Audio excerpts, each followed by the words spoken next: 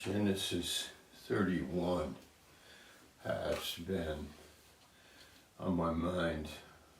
Yesterday morning we shared, I am the God of Bethel, verse 13. And then reflecting on the whole chapter, you see Jacob in a way, in a sense, in our lives, we could say, to identify with Jacob and his troubles with his uncle and living away from the promised land and then coming back. And so I just want to read the chapter this morning. Now Jacob heard the words of Laban's sons, saying, Jacob has taken away all that was our father's, and from what was our father's he's acquired all this wealth. So we have Jacob living with his uncle 20 years, and Jacob prospering, and now Laban's sons are complaining about Jacob's success. And Jacob saw the countenance of Laban, and indeed it was not favorable toward him as before. Then the Lord said to Jacob, return to the land of your fathers and to your kindred, and I will be with you. Now that's real money right there. That's like really amazing. I will be with you. That's it. Go back home.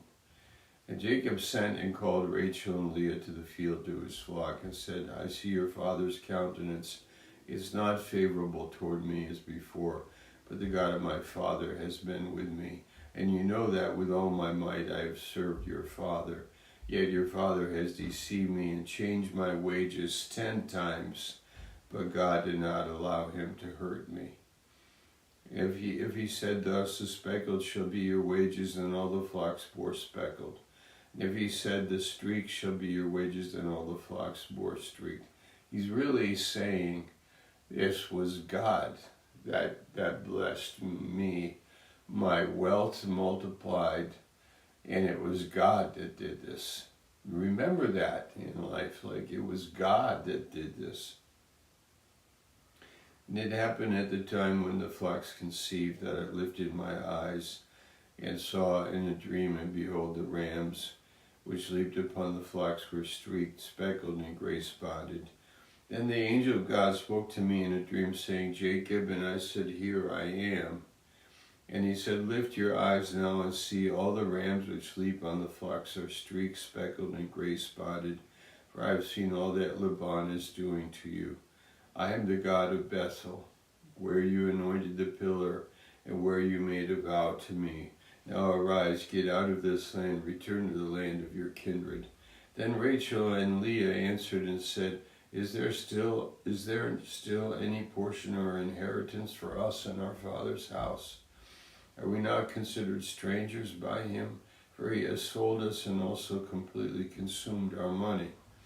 For all these riches which God has taken from our father are really ours and our children's. Now then, whatever God has said to you, do it. So they are like siding with Jacob in understanding what's going on. And Jacob rose and set his sons and his wives on camels, and he carried away all his livestock and all his possessions which he had gained, his acquired livestock which he had gained in Padan Aram, to go to his father Isaac in the land of Canaan. And then Laban pursues him, and then they have like an argument, because Laban is also Rachel stole the gods, put them on the camels' saddlebags, or on the saddle under there, and she sat on it and said she couldn't get off the camel because she was going through her time as a woman. And then so he didn't find. Then Jacob was angry, verse 36, rebuked the